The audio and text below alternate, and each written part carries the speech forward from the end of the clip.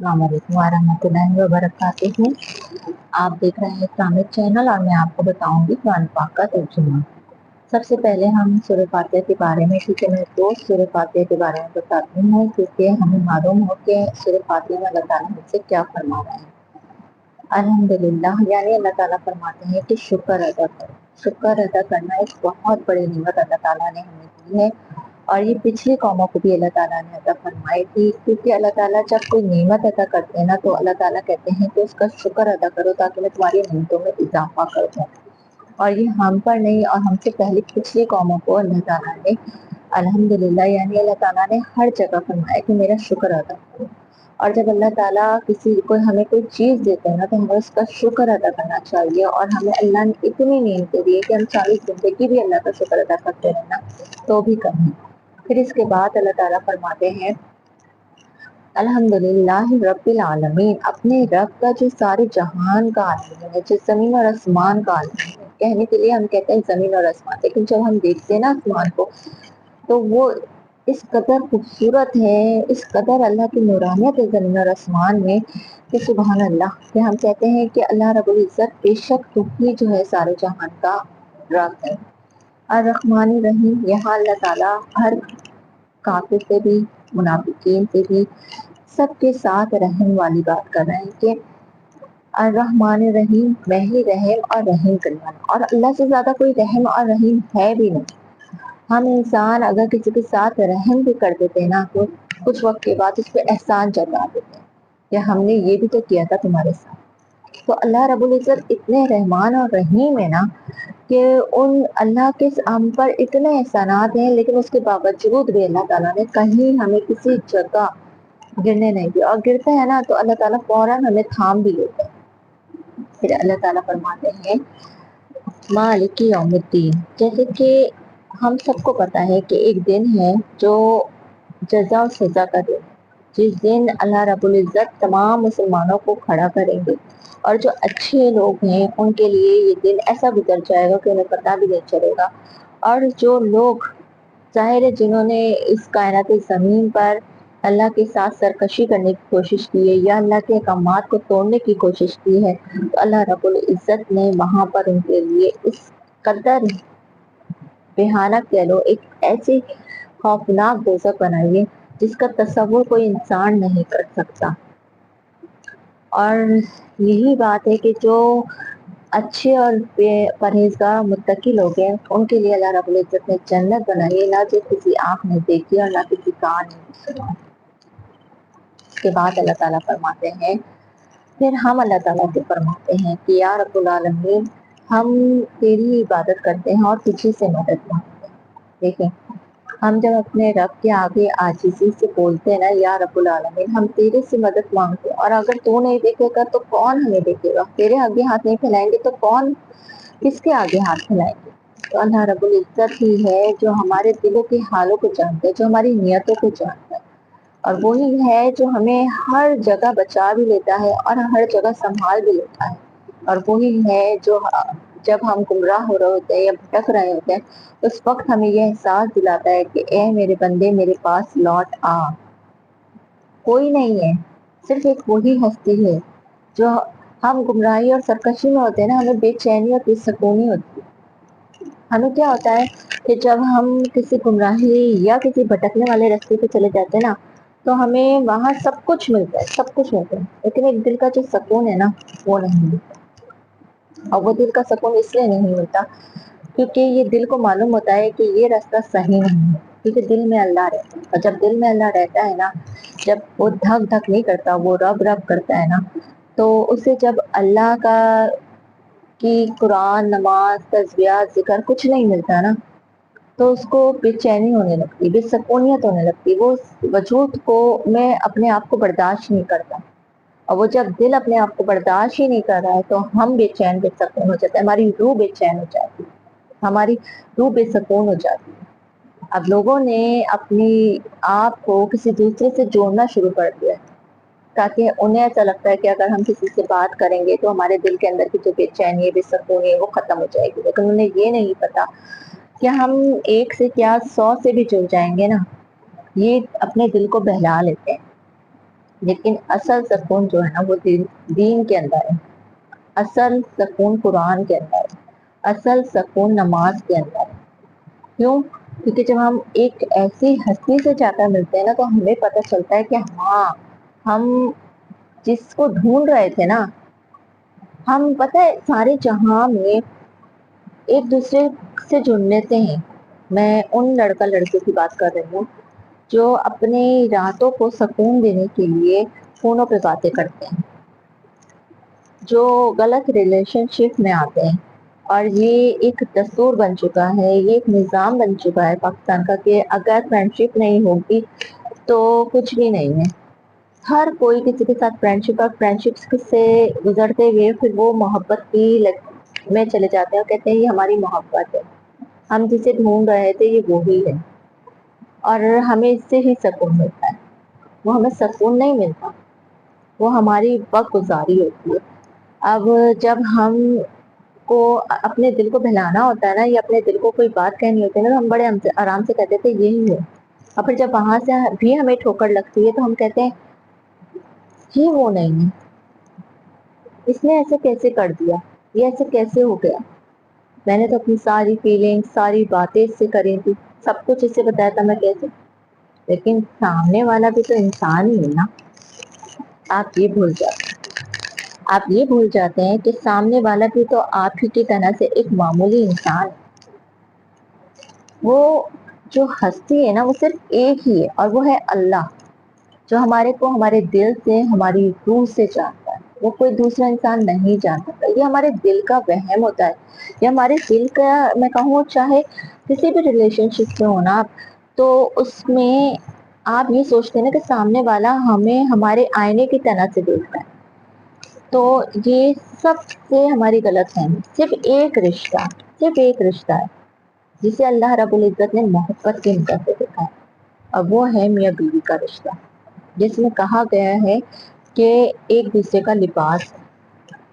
وہ رشتہ ایک ایسا رشتہ ہے جس میں انسان کا روح سے رشتہ ہوتا ہے، جس میں انسان کا دل سے رشتہ ہوتا ہے، تو جس پہ بھروسہ کیا جاتا ہے۔ لیکن آج کل اس رشتے میں بھی اتنی منافقت اور اتنی شیطانیت آ چکی ہے کہ اس رشتے میں انسان شیطان نے اپنی اتنی جگہ بنا لی ہے کہ وہ اس رشتے میں گھس کرنا، اس رشتے کو تباہ برباد کرنا ہے، اور یہ ہمیں سمجھ میں نہیں آ رہا، اور ہم نے شیطان کو گھسنے کی جگہ دی ہے۔ سب سے بڑی بات ہے ہم نے شیطان کو اس رشتے میں گھسنے کی جگہ دی۔ اگر میاں اور بیوی دونوں اس رشتے میں شیطان کو نہ گھسنے دینا تو یہ رشتہ کبھی نہیں ہوتا، لیکن کیونکہ ہم انسان ہیں اور بہت معمولی انسان، تو اسی لیے اللہ رب العزت نے جو ہے نا اس رشتے کو محبت کی نگاہ سے دیکھا ہے، اور بار بار فرمایا ہے کہ اس رشتے کی ہر طرح سے بچانے کے لیے اللہ تعالیٰ نے پہچان کر دیا، اور اس رشتے کو رکھنے کے لیے اللہ تعالیٰ نے کہا ہے کہ اگر میاں بیوی کو علیحدہ گھر میں رہنا پڑے نا تو وہ علیحدہ گھر میں رہیں، لیکن یہ رشتہ نہیں توڑے۔ لیکن اب یہ انسانوں کی سمجھ کی بات ہے کہ انسان اپنے دوسرے رشتوں کو اہمیت دینے لگتا ہے اور اس رشتے کو توڑ دیتا ہے۔ یہ انسانوں کی اپنی سمجھ ہے۔ اللہ ہم سب کو ہدایت والی زندگی عطا فرمائے۔ خیر، تو پھر اس کے آگے ہم اللہ تعالیٰ سے فرماتے ہیں کہ یا رب العالمین ہمیں تو انعام والی زندگی دے، اور صراط مستقیم پر چلا، اور گمراہی والے راستے سے بچا۔ اب ہم اللہ تعالیٰ سے کیا فرما رہے ہیں کہ یا رب العالمین تو ہمیں بچا لے گمراہی والے راستے سے، انعام والے راستے پہ چلا دے، جس پہ تم نے انعام رکھا ہے، جس پہ تم نے جنت رکھی۔ ہم مانگ رہے ہیں نا اللہ تعالیٰ سے، تو اللہ تعالیٰ ہمیں خالی ہاتھ بھی نہیں لگاتے اگر مانگ رہے ہیں تو، اور اگر ہم مانگ ہی نہیں رہے، جا ہی نہیں رہے اللہ رب العزت کے پاس، نماز پڑھنے ہی نہیں جا رہے، ہاتھ ہی نہیں پھیلا رہے، تو پتہ ہے اللہ تعالیٰ ہم سے اس لیے اور ناراض ہو جاتے ہیں کہ ہمیں اس سے پتہ ہے کہ ہماری بھلائی کس میں ہے۔ ہم اللہ کے پاس جائیں گے، اللہ سے مانگیں گے تو اللہ رب العزت ہمیں دیں گے نا، اور اس سے پتہ ہے کہ میرا بندہ دنیا کی چیزوں میں اتنا مگن ہو چکا ہے کہ وہ اپنی بھلائی بھی بھول گیا، اپنی ذات بھی بھول گیا، اسے یہی نہیں پتا کہ اس کا صحیح کیا ہے، اس کا غلط کیا ہے۔ اللہ کا تھوڑی فائدہ ہے، اللہ کا فائدہ نہیں ہے. ہم نماز پڑھیں اللہ کا فائدہ نہیں ہے, ہم قرآن پڑھیں اللہ کا فائدہ نہیں. اللہ کے پاس تو بہت کچھ ہے, آپ اور میں تو کچھ بھی نہیں. میں یہاں بیٹھی ہوں, وہ میں اگر نہیں کروں گی تو میری جگہ وہ کسی اور سے دین کا کام لے لے گا. اتنے بڑے بڑے, اگر وہ اتنے بڑے بڑے میں کہتی ہوں ہمارے پاکستان میں عالم ہے, وہ سب سے لے لیتا ہے, اس کے لیے کسی کی کوئی کمی نہیں ہے. وہ کسی کا محتاج نہیں ہے, ہم محتاج ہیں اللہ کے. ہمیں چاہیے اللہ, ہماری روح کی سکونیت کے لیے ہمیں چاہیے اللہ, ہمارے دل کی سکونیت کے لیے ہمیں چاہیے اللہ. کیونکہ ہمارا دل بے چین ہو جاتا ہے جب ہمیں ہمارا رب نہیں ملتا, ہماری روح بے چین ہو جاتی ہے جب ہمارا رب نہیں.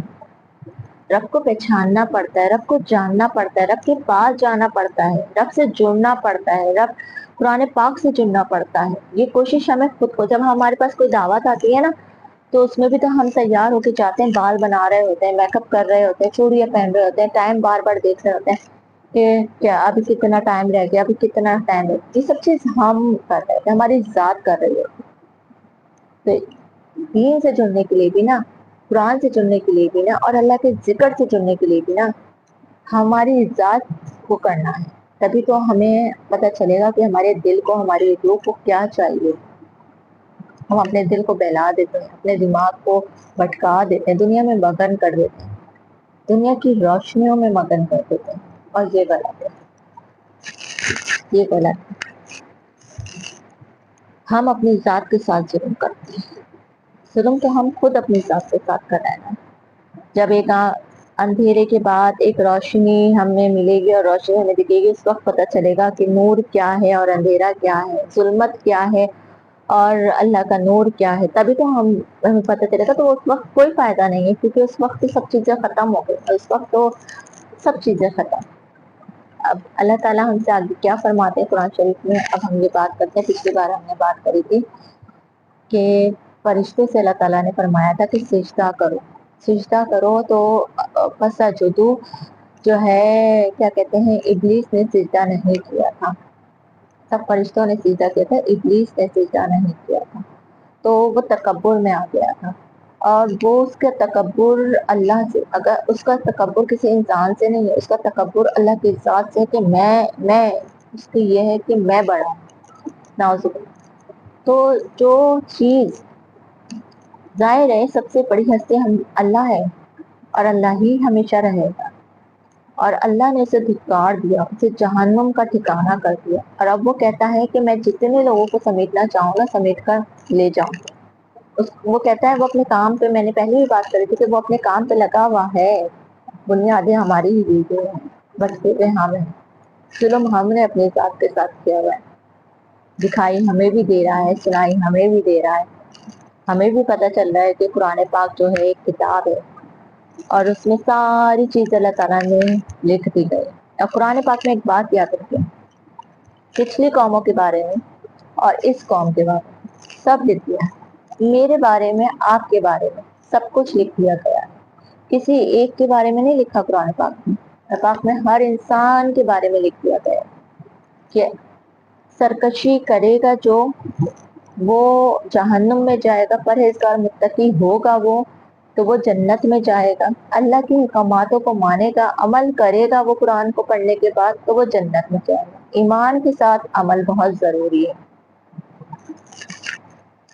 تو کیونکہ پہلے جو میں نے بتایا تھا کہ قرآن پاک میں سجدے میں شیطان نے سجدہ نہیں کیا تھا. اب آگے کیا ہوتا ہے, اب آگے اللہ تعالیٰ آدم علیہ السلام سے کہہ رہے ہیں کہ تم جنت میں رہو, اور جنت میں جہاں سے چاہو کھاؤ پیو, مگر ایک درخت کے پاس مت جانا ورنہ تم ظالموں میں سے ہو جاؤ گے. تو یہاں اللہ تعالیٰ حضرت آدم علیہ السلام سے کیا فرما رہے ہیں, وَقُلْنَا, اور ہم نے کہا, یا آدم اسکن, اے آدم رہو, انتا, اور تم, وزوجک, تمہاری بیوی, وزوجک الجنت, جنت میں, وَكُلَا مِنْهَا رَغَدًا, کھاؤ فراغت سے, حیث شئتما, جہاں سے چاہو, وَلَا تَقْرَبَا هَٰذِهِ, قریب نہیں جانا, هَٰذِهِ الشَّجَرَةَ, اس درخت کے پاس, فتکونا, بس تم ہو جاؤ گے, من الظالمین, ظالموں سے. یہاں کیا فرما رہے ہیں اللہ تعالیٰ آدم علیہ السلام سے کہ جنت میں رہو اور جہاں سے چاہو وہاں سے کھاؤ پیو، بس کہاں نہیں جانا، تم ایک درخت کے پاس نہیں جانا ورنہ تم ہو جاؤ گے ظالموں سے۔ ٹھیک ہے، یہ بات کیونکہ ہم سب کو پتا ہے کہ اللہ تعالیٰ نے حضرت آدم علیہ السلام کو ایک درخت کے پاس جانے سے منع کیا تھا، اور کیوں منع کیا تھا یہ اللہ تعالیٰ کو پتا ہے، کیونکہ اس درخت کا زیادہ ذکر نہیں آیا، بس اتنی بات آئی کہ اللہ تعالیٰ نے منع کیا تھا، کیونکہ اور اللہ کا یہ حکم تھا تو ہمیں ماننا ہے، اللہ کے جتنے حکم ہیں ہمیں ماننا ہے، اللہ کی شریعت ماننا ہے۔ آپ کو اندازہ نہیں ہے پچھلی قوموں پہ کیسے کیسے عذاب آئے، پچھلی قوموں میں کیسے، اب ہم کہیں گے وہ تو پچھلی قوموں نے نافرمانیاں کی تھی نا تو اس لیے ان پر عذاب آئے، پچھلی قوموں نے نافرمانیاں کی تھی تو اس لیے ان پر عذاب آئے، لیکن ہمیں یہ نہیں دکھائی دے رہا کہ ہم بھی نافرمانی کر رہے ہیں اپنے رب کی، اور اللہ بار بار ہمیں کبھی بجلی سے، کبھی بارش سے، تو کبھی زلزلوں کے جھٹکوں سے یہ احساس دلا رہا ہے اے بندو سنبھل جاؤ، اے بندو اب بھی سنبھل جاؤ، لیکن ہمارے یہاں دماغ میں کچھ نہیں آ رہا، ہمیں جو لگ رہا ہے کہ ہمیں اپنی آزادی بہت پیاری ہے اور یہ آزادی ہم سے چھینی جا رہی ہے، اگر ٹک ٹاک پہ آنے کے لیے بے حیائی منع کی جا رہی ہے تو یہ آزادی ہم سے چھینی جا رہی ہے، یا ہمیں اپنا چہرہ یا اپنے آپ کو دکھانے کو منع کیا تو یہ آزادی ہم سے چھینی جا رہی ہے، نہیں یہ بے حیائی ہے، یہ کوئی آپ سے کچھ نہیں چھینا جا رہا، آپ کو اگر پردے میں آنے کا کہا جا رہا ہے تو آپ کی حفاظت کے لیے کہا جا رہا ہے، اور یہ ہم سب کو پتا ہے کہ اگر ہمیں پردے میں آ کر کہا جا رہا ہے تو ہم کو بہت اچھے سے پتا ہے، ایک عورت کو بہت اچھے سے پتا ہوتا ہے کہ جب وہ پردے میں ہوتی ہے اور وہ بغیر پردے کی ہوتی ہے، تو اسے اس بات کو بہت اچھے سے علم ہوتا ہے کہ پردے کے اندر بغیر پردے کے اندر اللہ رب العزت نے کیا چیز کیا خاصیت رکھی ہے، جب ہم پہنتے ہیں نا بایا اور یہ نقاب وغیرہ لگاتے ہیں تو ہمارے اندر ایک بہت اچھی سی قدرتی ایک فیلنگس آتی ہے کہ اب ہم محفوظ ہو چکے ہیں، اور اگر ہم نہیں پہنتے نا تو کتنے لوگوں کے برے کمنٹس، کتنے لوگوں کی بری چیزیں، یا باہر جاؤ تو کتنے لوگوں کی بری نگاہیں صاف بتا دیتی ہیں، کسی دوسرے سے تو بعد میں پوچھنے کا وہ ہے، پہلے ہمارے اپنی ذات ہمیں بتا دیتی ہے کہ ہمیں اس پردے سے کیا ملا ہے، وہ بات الگ ہے کہ وہ ہمیں عادت ہو چکی ہے گندگی کی، ہمیں عادت ہو چکی ہے کہ ہم اس گندگی میں زندگی گزار رہے ہیں، تو ہمیں اس لذتوں کی، اس گندگی کی، اس حرام چیزوں کی عادت ہو چکی ہے، اور ہمیں اس گندگی، ان گندی لذتوں میں کچھ اپنا آپ، اپنی پاکیزگی، اپنی سچائی کچھ نہیں محسوس ہو رہی، کیونکہ اب ہم ڈوب چکے ہیں، اور جب انسان ڈوب رہا ہوتا ہے نا تب اسے نہیں سمجھ آتا کہ وہ ڈوب رہا ہے، لیکن جب اس کی سانسیں رکنے لگتی ہے نا، اور جب وہ موت کے پاس جاتا ہے اور اس کی آنکھیں بند ہو رہی ہوتی ہے اور اس کی سانس نہیں آ رہی ہوتی ہے نا، تب اسے اندازہ ہوتا ہے کہ اب ختم ہے، اور اس وقت وہ ہاتھ پیر چلانے لگتا ہے۔ کبھی سمندر میں ڈوبتے ہوئے انسان کو دیکھا، چلے وہ آگے جاتا ہے، آگے جاتا ہے، آگے جاتا ہے، بہت مزے لینے کے لیے کہ ہم جا رہے ہیں، اور اپنے آپ کو بہت زیادہ شیر سمجھتے ہوئے جاتے ہیں کہ ہم یہ کر سکتے ہیں، ہم آگے جائیں گے، پانی کے آگے تک جائیں گے، وہاں تک آگے تک جائیں گے، نہیں سمجھ آتے، کوئی بھی سمجھا لے نہیں سمجھ آتے، اپنی دھن میں، اپنی مگن میں، اپنی شوخی میں، یا پھر کہیں کہ اپنے مزے میں چلے جاتے ہیں، لیکن جب ڈوبتے ہیں نا، اور جب ہمیں جب اندازہ ہوتا ہے، جب ہم گہرائی میں پہنچ جاتے ہیں نا، تب ہمیں اندازہ ہوتا ہے، اور ہم اس وقت اپنی جان کو بچانے کے لیے ہاتھ پیر چلا رہے ہوتے ہیں کہ کوئی بچا لے، لیکن ہم دور ہو چکے، بہت دور، تو اسی لیے ہمیں گندگی کی لذتوں میں اور حرام میں ہمیں ابھی سمجھ نہیں آ رہا، جب ہماری سانسیں ٹوٹنے لگیں گی نا، یا اللہ کی طرف سے کوئی برا احکام آ جائے گا، یا کچھ اللہ کی طرف سے پکڑ ہونے لگے گی نا، اس لمحے ہمیں سمجھ میں آنے لگتا ہے کہ اب کیسے بچائیں اپنی جان، اب پھر ہم ہاتھ پیر چلانے لگتے ہیں، لیکن اس وقت بہت دیر ہو چکی ہوتی ہے، ہم انسان نا معمولی چیز سے ڈر جاتے ہیں، لیکن سرکشی میں آ کر نا ہم اپنی ذات کو پہ اتنا ظلم کرتے ہیں کہ ہم حد سے گزر جاتے ہیں، اور اتنا ظلم کر جاتے ہیں کسی دوسرے کے ساتھ کہ اس کی بددعا پھر جب دعاؤں میں شامل ہونے لگتی ہے نا، تو اللہ رب العزت فرماتے ہیں کہ میں پھر نہیں چھوڑتا، پھر اللہ فرماتا ہے میں نہیں چھوڑوں، اور جسے اللہ نے پکڑ کر لی نا تو کہ کوئی نہیں چھڑا سکتا، اسے کوئی چھڑا ہی نہیں سکتا، اللہ بچائے ہمیں اس پکڑ سے۔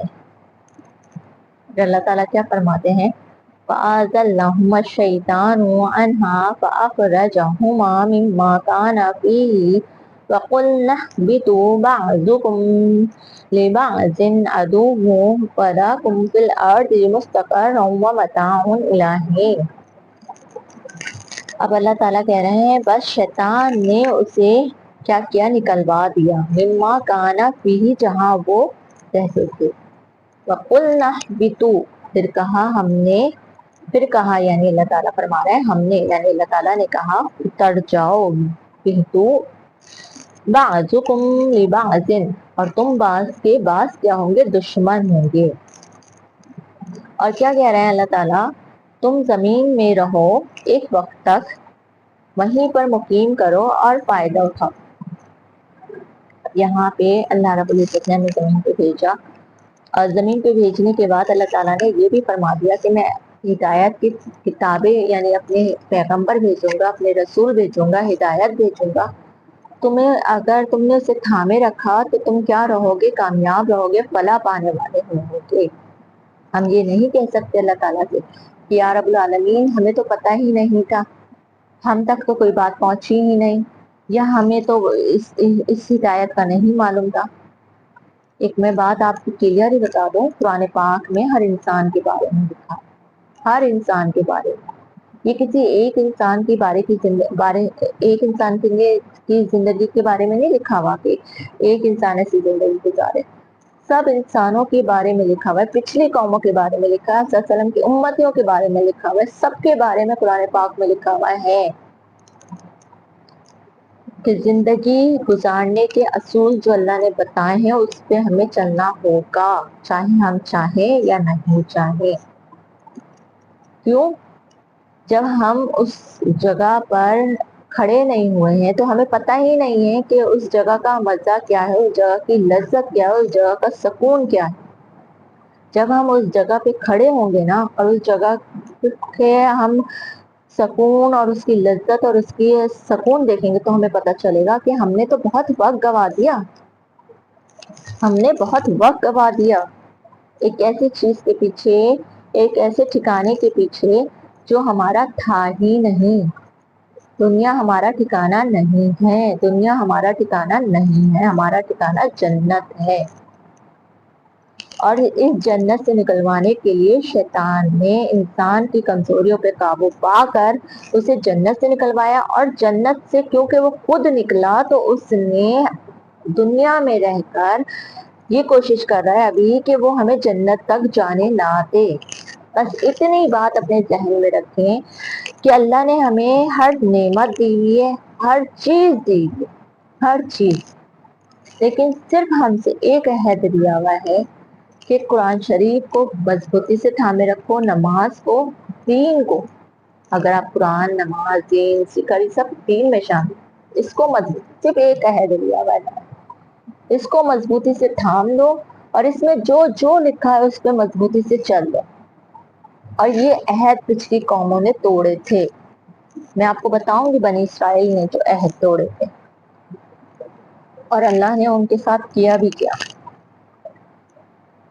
جب ہمیں سرکشی آنے لگتی ہے نا، تو سرکشی آتے آتے آتے آتے انسان نا ایسا پتھر کا ہو جاتا ہے۔ آپ ایک بات یاد رکھیں، بارش پڑتی ہے تو مٹی نرم رہتی ہے، ہم مٹی کو بھی اٹھائیں گے تو بارش کی بوندیں پڑیں گی تو وہ نرم نرم سی ہوگی، لیکن اگر اسے دھوپ کی سختی میں رکھ دیں گے نا تو وہ کیا ہوگی، پتھر اکڑ جائے گی۔ اب اکڑی ہوئی چیز کو کیا کیا جاتا ہے، نرم مٹی کو تو کسی بھی رنگ میں، روپ میں گوندا جا سکتا ہے، لیکن جو اکڑی ہوئی چیز ہوتی ہے نا اس کو صرف توڑا جاتا ہے۔ تو اسی لیے آپ سرکشی کرتے کرتے کرتے اتنے نہ اکڑ جائیے گا کہ اللہ کو آپ کو توڑنا پڑے، اتنے نرم رہیں کہ آپ اگر کسی بھی چیز میں اللہ تو آپ کو لوگوں کو ڈھالنا چاہے نا تو آپ ڈھل جائیں۔ پھر اس کے بعد اللہ تعالیٰ فرماتے ہیں فتلقى آدم من ربه كلمات فتاب عليه إنه هو التواب الرحيم. اللہ تعالیٰ کیا فرما رہے ہیں؟ بس آدم نے کچھ کلمات حاصل کر لیے اپنے رب سے، کلمات، کچھ کلمات حاصل کر لیے بس، تو فتابا علیہ، اس کو اللہ تعالیٰ نے کیا کیا؟ بخش دیا، اس کی توبہ کو قبول کر لیا. انہ هو التواب الرحیم، بے شک وہ غفور الرحیم اور بخشنے والا ہے. کیونکہ حضرت آدم علیہ السلام سے یہ جان بوجھ کر نہیں ہوا تھا، اور یہ باقاعدہ پلان کے ساتھ، شیطان نے باقاعدہ پلان کے ساتھ کیا تھا. پہلی بات، ایک دشمن جو ہوتا ہے نا، اس نے باقاعدہ پلان کے ساتھ کیا، اور جب اس نے پلان کے ساتھ کیا تو اس کو یہ بھی معلوم تھا کہ اس کی کمزوریاں کیا ہیں. جب بھی کسی ملک پہ یا کسی جگہ اٹیک کیا جاتا ہے تو جاسوسی کرنے کے لیے ہوائی جہاز وغیرہ جو ہوتے ہیں اس بار بار اس ملک کا سروے کرنے کے لیے کہیں نہ کہیں سے جاسوسیاں ہوتی رہتی ہیں. ٹھیک ہے، چھوڑتے ہیں، ہر ممکن کوشش کرتے ہیں کہ اس ملک میں جا کر پہلے جاسوسی کریں کہ کیا ہے کیا نہیں، پوری معلومات کریں، پھر اس کے بعد اس پہ اٹیک کریں. تو یہ پوری پلان کے ساتھ ہوتا ہے. تو اسی طرح سے انسان پہ جب حملہ کیا گیا، شیطان کا جب حملہ ہوا تو وہ پورے پلان کے ساتھ ہوا، ایک دم سے اچانک سے، یا بالکل ایسے نہیں ہوا کہ یہ آدم علیہ السلام نے خود نہیں کیا تھا، یہ شیطان نے کروایا تھا. اور شیطان نے پورے پلان کے ساتھ کیا. اور شیطان نے کس طرح پلان کے ساتھ کیا؟ پہلے اس نے انسان کی کمزوریوں پہ قابو پا لیا، یعنی اس کو پتہ چل گیا کون کون سے انسان کی کمزوری ہے، کہاں سے انسان کمزور پڑ جاتا ہے. انسان کمزور پڑ جاتا ہے جب ایک لڑکا لڑکی آپس میں ایک ساتھ بیٹھے ہوں، اٹھے ہوں، یا وہ ایک دوسرے سے باتیں کر رہے ہوں، تو انسان یہاں آ کر اپنی فیلنگس میں کمزور پڑ جاتا ہے. پھر اس کے بعد اس نے کیا کیا کہ اسے پتا ہے کہ شیطان کو کہ اس طرح سے انسان کو بہکانا ہے. پھر اس کو پتا ہے کہ انسان کہاں کمزور پڑتا ہے، اس نے دل میں جا کر ہمارے جھانکا، ہمارے دل کی اندر چکا، تو اسے پتا ہے کہ انسان اپنی خواہشوں میں کمزور پڑ جاتا ہے. پھر اس نے کیا کیا؟ ہماری خواہشوں کو کنٹرول کیا. پھر اس کے بعد اسے پتا ہے کہ انسان جو ہے اس نے کس کس پہ اٹیک کیا؟ اس نے ہمارے کانوں پہ اٹیک کیا، اس نے ہماری آنکھوں پہ اٹیک کیا، اس نے ہماری ناک پہ اٹیک کیا، اس نے ہمارے منہ پہ اٹیک کیا. اب وہ کیسے اٹیک کیا؟ ہم آنکھوں سے اچھی بری چیز دیکھتے ہیں، ہمیں کوئی چیز اچھی لگتی ہے، مطلب ڈرامے، فلمیں یا بھی حیا موویز سمجھ رہے، تو وہ سب چیزیں کیا ہیں؟ آنکھوں سے اٹیک کیا. ہمیں کانوں سے اٹیک کیا. ہمیں ظاہر ہے جب دو لڑکا لڑکی ملتے ہیں تو آپ لڑکا لڑکی کی تعریف کر رہے ہوتے ہیں، لڑکی لڑکوں کی تعریف کر رہی ہوتی ہے، اور بہت ساری باتیں، بہت بے حیا باتیں ہوتی ہیں، پتہ نہیں کون کون سی باتیں ہوتی ہیں، لیکن خیر وہ بہت بے حیا باتیں ہوتی ہیں. تو اس کے کانوں سے اٹیک کیا. ٹھیک، پھر ناک سے اٹیک کیا. ناک سے اٹیک، کسی کی بھی خوشبو، کسی بھی لڑکی کی یا لڑکے کی خوشبو جب ہمارے ناک کے اندر جاتی ہے تو ہماری ایک فیلنگس جاگتی ہے. جب فیلنگس جاگتی ہے تو ہم اس کی طرف کیا ہوتا ہے؟ اٹریکٹ ہونا شروع ہو جاتا ہے. جب اٹریکٹ ہونا شروع ہو جاتے ہیں ہماری ناک سے، وہ اس نے ہمیں اٹیک کیا. ہمارے منہ سے اٹیک کیا، کیونکہ ہماری زبان جو ہے نا، یہ ایک ایسی چیز ہے جو اگر چلنے شروع ہو جائے نا تو سمجھ لیں اس کا رکنا بہت مشکل ہے. یہ دو چیزوں کے لیے چلتی ہے، یا تو اچھی کے لیے یا پھر بری کے لیے. اگر ہم کسی کے ساتھ اچھا کر رہے ہیں تو یہ بہت اچھے کے لیے، مطلب اس کی اچھائیوں یا اس کی، جیسے اب یہ دین کے کام ہوتے ہیں تو اس کی اچھائی کے لیے. اور اگر ہم کسی کے ساتھ برا کر رہے ہیں تو اس حد تک برا کر دیتے ہیں، اسے کی برائیاں کرتے ہیں کسی سے، کسی انسان کو، کسی دوسرے انسان کو توڑوانے کے لیے، تو ہم کیا کرتے ہیں؟ کسی کو اس کے لیے بھڑکا دیتے ہیں. چاہے کسی بھی رشتے میں، دوست میں ہوں، جیلسی میں، یا میاں بیوی کے رشتے میں ہوں، ساس نندوں میں، یا پھر کیا کہتے ہیں ایک بیوی کا دوسری بیوی سے ہو، جیلسی میں. یہ سارے رشتے ہیں، کسی بھی رشتے کی بات کر رہے ہیں تو کسی بھی رشتے میں تو وہ کیا کرتا ہے؟ منہ کے ذریعے. اب جب اس کا بس ان تمام چیزوں سے بھی نہیں ہوتا نا تو وہ کیا کرتا ہے؟ پھر وہ انسان کے ان چیزوں کے ساتھ कमजोरियों से खेलता है जो बहुत खतरनाक होते हैं। बहुत खतरनाक से मुराद मतलब कि जिना, मतलब कि वो रिश्ता जो नाजायज हो, कोई सा भी रिश्ता जो नाजायज है उन रिश्तों पे अटैक करता है, वो करवाता है इंसान से। फिर उसके बाद सबसे बेहतरीन रिश्ते को तोड़ने की कोशिश करता है। सबसे बेहतरीन रिश्ता मियाँ बीवी का, और जब वो तोड़ देता है ना, सबसे ज्यादा खुश होता है। तो हजरत आदम अलैहिस्सलाम एक मासूम शख्सियत थे, ठीक है, उनका दिल मासूम था, उनके दिलो दिमाग में कोई ऐसी सोच नहीं थी। अब हम कह देते कि अल्लाह ताला ने हमें कहा कि इस शजर के पास नहीं जाना, ठीक है ना, कह तो दिया। अब उन ख्वाहिशात क्योंकि इंसान के साथ बन रही है और उसे पता है कि मैं अगर इनके दिल पे अटैक करूंगा तो जाहिर है कि ये उस जगह पर जाएंगे। दिल से मुराद यानी मैं इनके दिल को बहलाऊंगा, फुसलाऊंगा, और फिर वो हमारी कमजोरी, सबसे बड़ी बात है वो हमारी कमजोरी को देख कर आ चुका था, और जब वो देख कर आ चुका था तो उसने डायरेक्ट इसके दिल पे वार किया। जब दिल पे वार किया जाए यानी कि हम बाकायदा हम कहते हैं हम तो बड़े मजबूत हैं, हम नहीं भटक सकते, हम नहीं गुमराह हो सकते, या ये कह लें हम किसी की बातों में नहीं आ सकते, हम नहीं आ सकते किसी की बातों में। लेकिन हम ही को अल्लाह ताला, जो हम बोलते हैं ना हम नहीं आ सकते, तो अल्लाह ताला हम ही को उन तमाम चीजों में लपेट कर फिर हमें अपना आईना दिखाते हैं कि तुम गुमराह नहीं हो सकते थे, लेकिन तुम एक इंसान हो, तुम गुमराह भी हो सकते हो, भटक भी सकते हो, और तुम आजमाइशों में पढ़कर ये भी देख सकते हो कितने मजबूत हो और कितने नहीं। तो हमें पता चलता है हम एक मामूली इंसान हैं।